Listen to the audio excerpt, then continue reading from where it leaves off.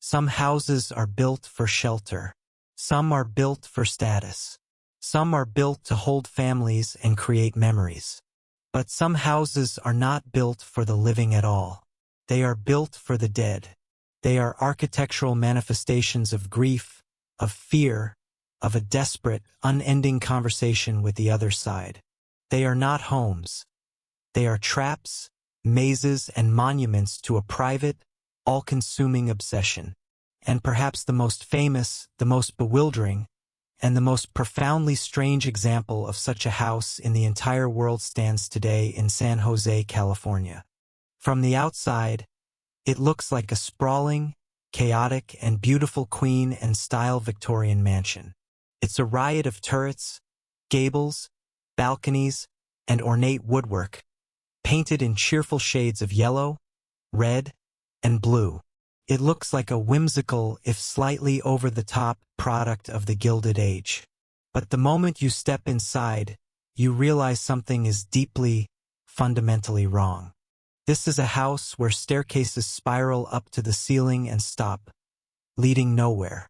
A house where doors on the second floor open outward into empty air, a sheer drop to the ground below. A house with windows set into interior walls, looking into other rooms and even into the floor. There are tiny doors and massive doors, secret passages, and a labyrinth of twisting hallways that seem designed to confuse and disorient. This is a house that defies logic, a physical nightmare built of redwood and stained glass. This is the Winchester Mystery House. For 38 years, this mansion was under constant, non-stop construction. 24 hours a day, 7 days a week, 365 days a year. The sound of hammers and saws never ceased. It grew from a simple 8-room farmhouse into a bewildering maze of over 160 rooms, 40 bedrooms, 47 fireplaces, 10,000 window panes, and 2,000 doors. But this endless construction was not driven by a desire for expansion. It was driven, the legend says, by fear.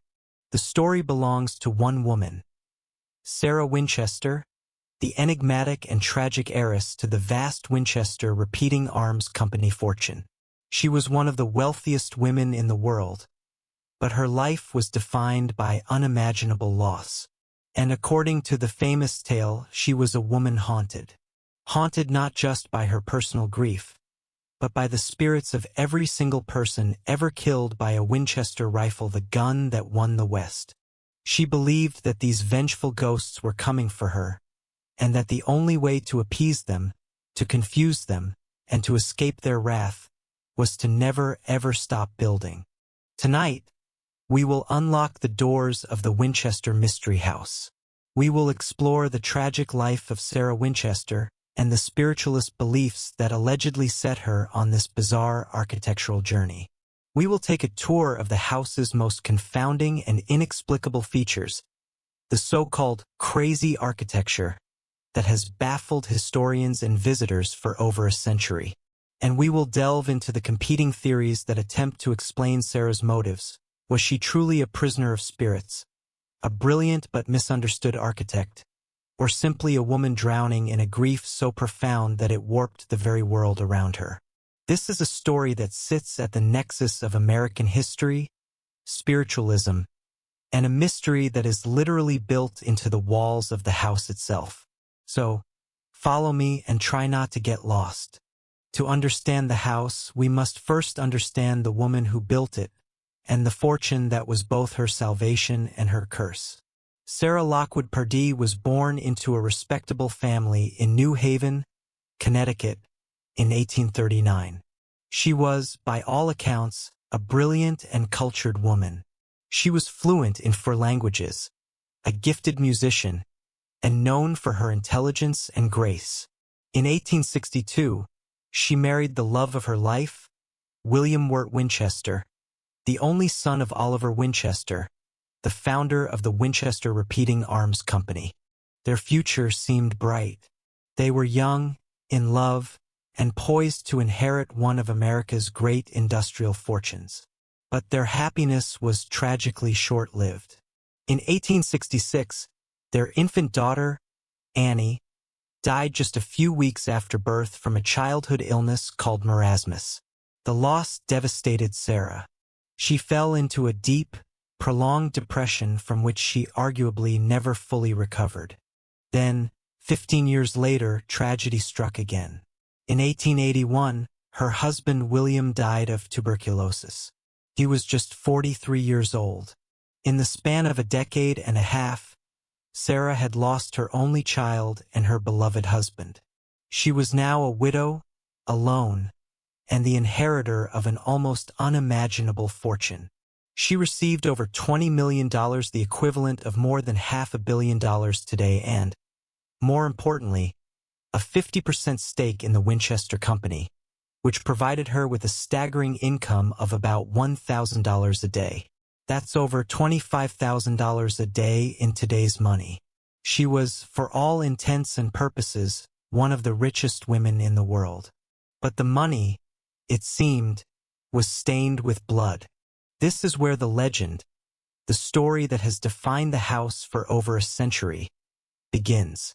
Consumed by her grief and searching for answers, Sarah, like many bereaved Victorians, turned to the burgeoning movement of spiritualism. Spiritualism was the belief that the living could communicate with the spirits of the dead, usually through a medium in a séance. It was incredibly popular in the 19th century, a response to the era's high mortality rates and the desire for comfort and connection with lost loved ones.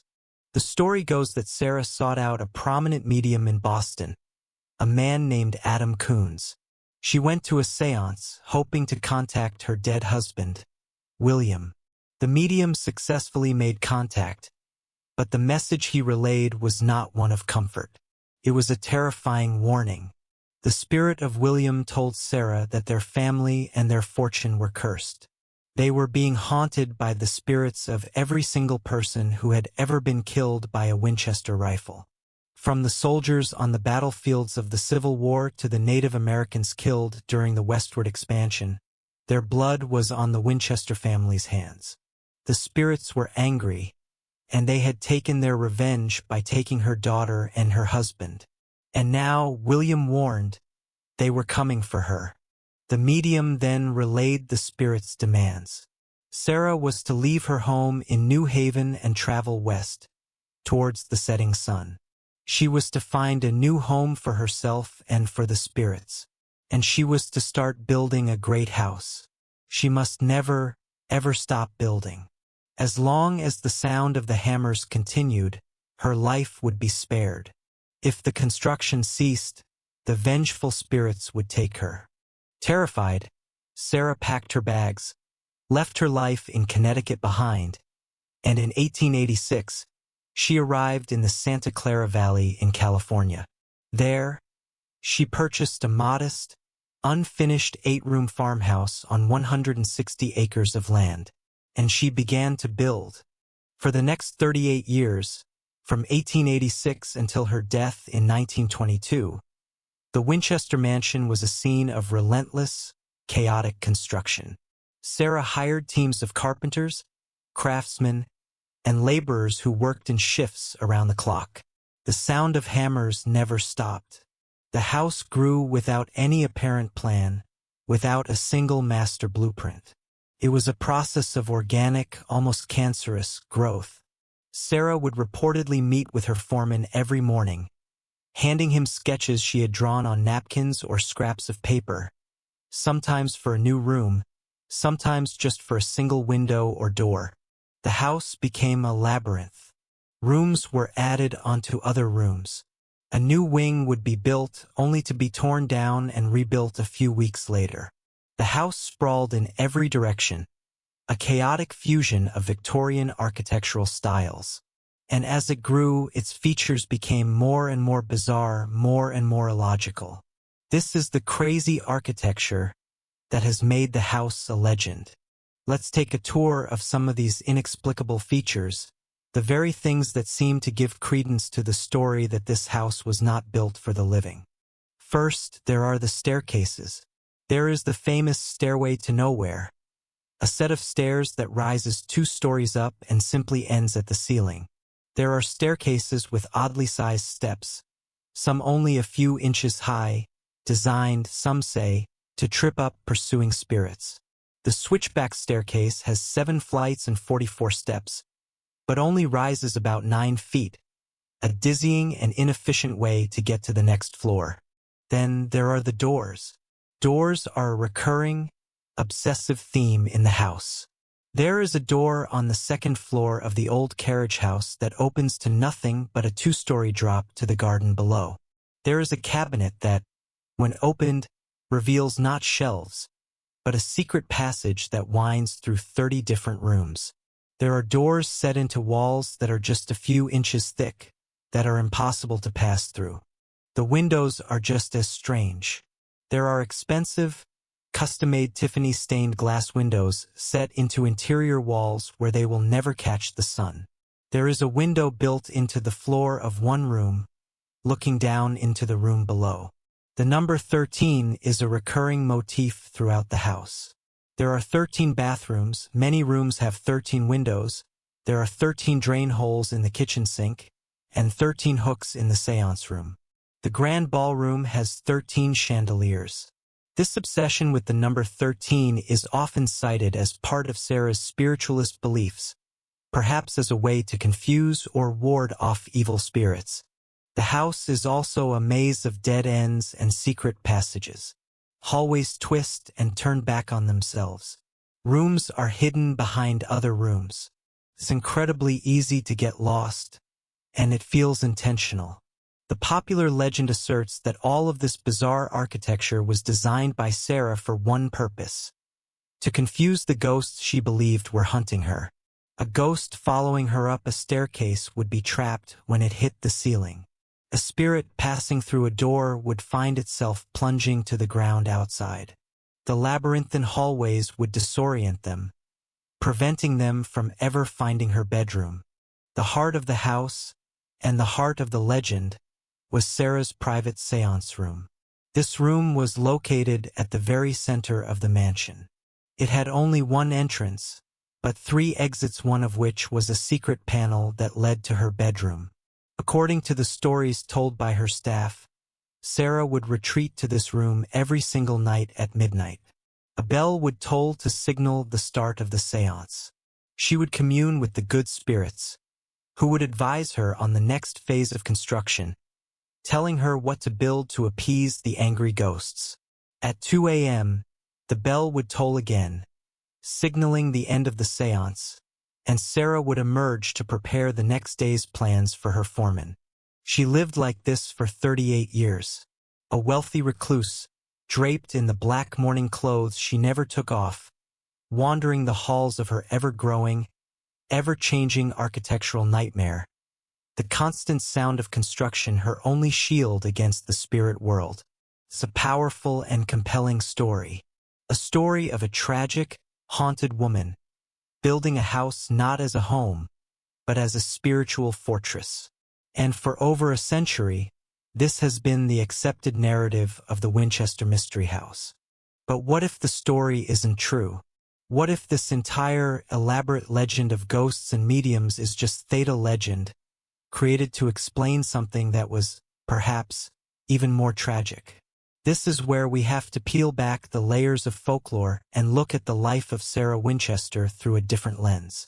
In recent years, historians and researchers have begun to challenge the ghost story.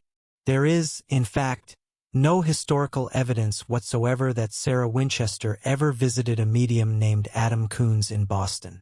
There are no letters, no diary entries, no contemporary accounts of her ever mentioning ghosts or a curse. The entire story of the seance and the warning seems to have originated decades after her death, likely started by the people who first bought the house and turned it into a tourist attraction. A haunted house is a much easier sell than a house built by a brilliant but grieving woman. So, if we remove the ghosts from the equation, how do we explain the house?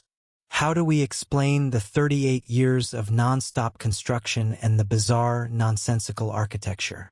This leads us to a number of compelling alternative theories.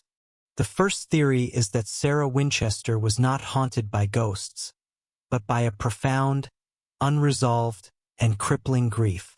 Consider her life. Her only child died in her arms, and her beloved husband wasted away from a terrible disease. In the Victorian era, there was no therapy, no modern understanding of PTSD or clinical depression. Sarah was left alone with her immense sorrow and an almost infinite amount of money. In this view, the endless construction was a form of therapy. It was a project, a purpose, something to focus her intelligent and active mind on. As long as she was planning, designing, and building, she didn't have to fully confront the emptiness of her life. The sound of the hammers was not to ward off spirits. It was to drown out the silence left by her husband and child. The house became a physical manifestation of her inner turmoil. Its chaotic, illogical design reflected the chaos of her grief. It was a project that could never be finished, because her grief could never be finished. The second theory is that Sarah was not crazy, but was actually a brilliant, if eccentric, amateur architect and philanthropist. Remember, she was a highly intelligent woman. She was also living with severe, debilitating arthritis, which worsened as she aged. This theory suggests that much of the crazy architecture was actually practical innovation. The switchback staircase, with its tiny 2-inch-high steps, was not to trip ghosts. It was an early accessibility ramp, making it easier for her, with her severe arthritis, to navigate the house without having to climb steep stairs. The twisting hallways and many elevators were also for her convenience. And the non-stop construction? It was also an act of social good. Sarah Winchester arrived in the Santa Clara Valley and immediately became one of its largest employers. She paid her workers exceptionally well, far above the going rate, and provided them with steady work for decades. She was, in effect, running a one-woman social welfare program. In this interpretation, she kept building not because she was afraid to stop, but because she didn't want to put hundreds of loyal men out of work. The house was her legacy, a testament to her generosity as much as her eccentricity. A third theory blends the two. It suggests that Sarah was indeed interested in architecture and innovation, but that her designs were also influenced by her unique mind and her grief. She was an inventor and experimenter. The house was her laboratory. She would try out new techniques for heating, plumbing, and construction. Some of these experiments worked, and some failed spectacularly, resulting in the strange features we see today. The door to nowhere might not have been for a ghost, but might have been intended for a balcony that was simply never finished, or was built and then torn down as part of a new design. The house is not a maze built for ghosts, but the chaotic, ever-changing sketchbook of a self-taught architect with unlimited funds and no one to tell her no. So we are left with these competing narratives. Was Sarah Winchester a prisoner of a terrifying spiritual curse, forced to build a maze to entrap the ghosts of the Winchester rifle's victims? Was she a heartbroken woman, using endless construction as a way to cope with an unbearable grief? Or was she a brilliant and benevolent eccentric, a pioneering architect and philanthropist whose intentions have been misunderstood and sensationalized for over 100 years? The truth, as it so often does, likely lies somewhere in the murky space between these stories. Sarah Winchester was almost certainly a woman defined by her grief. It's also highly likely she was interested in spiritualism. It was a common and respectable practice for a woman of her time and circumstances. She may have held seances in her home, not to get building plans, but simply to seek comfort and connection with her lost loved ones. And she was undoubtedly an intelligent woman with a passion for architecture and a deep sense of social responsibility. Her story is a powerful example of how a woman's narrative can be shaped and controlled by others after her death. The haunted widow story is more dramatic, more marketable, and perhaps more palatable than the more complex story of a brilliant, grieving, and powerful woman who defied convention and used her fortune to build a world of her own making. But regardless of Sarah's true motives, the house itself remains. And it is a place that many people believe is genuinely haunted. After Sarah died in her sleep in 1922 at the age of 83, the construction finally stopped. The house was sold and soon opened as a tourist attraction. And from the very beginning, staff and visitors have reported experiencing strange and inexplicable phenomena. The reports are varied and consistent. The sound of disembodied footsteps is common, echoing down the labyrinthine hallways. Doors are known to slam shut on their own, and doorknobs will turn by themselves. People have reported hearing faint, disembodied voices, and the sound of a woman weeping. Cold spots are frequently felt in certain rooms, particularly in Sarah's bedroom. The most common apparition is that of a woman in black Victorian dress, believed to be the spirit of Sarah Winchester herself, still wandering the halls of her unfinished creation. Another frequently seen spirit is that of a man with a black mustache, thought to be one of Sarah's loyal carpenters, still on the job. People have had their clothes tugged by unseen hands, and many report feeling a profound sense of sadness and melancholy in certain parts of the house. Paranormal investigators have flocked to the Winchester Mystery House for decades, and many have captured intriguing evidence.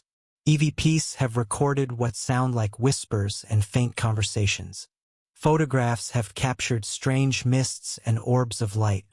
Whether this is evidence of the spirits of the Winchester rifle victims, or the lingering presence of Sarah and her staff, or simply the power of suggestion in a very strange and atmospheric building, is a matter of personal belief. The Winchester Mystery House is not a typical haunted house.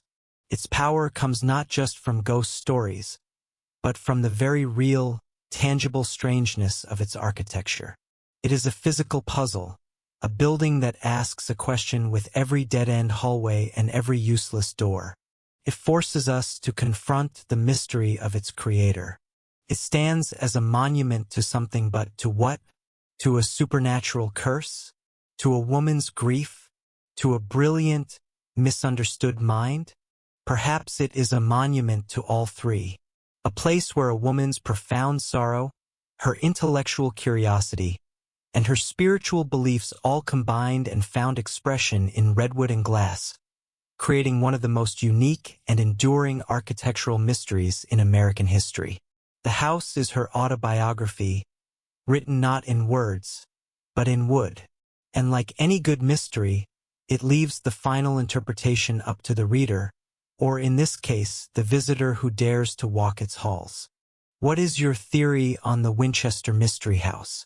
Do you believe the classic ghost story, that Sarah Winchester was building a house to confuse the spirits of the dead? Or do you lean towards a more psychological or practical explanation for her 38 years of non-stop construction?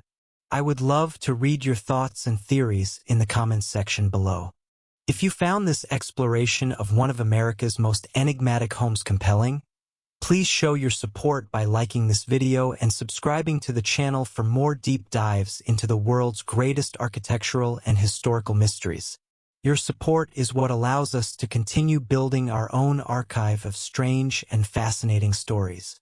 And if you ever find yourself in San Jose, California, and decide to visit the house for yourself, pay close attention. As you wander through its bewildering maze, past the stairways to nowhere and the doors that open onto nothing, you might just feel the lingering presence of a woman who dedicated her life and her fortune to a project that was never meant to be finished, a conversation with the unknown that continues to this day.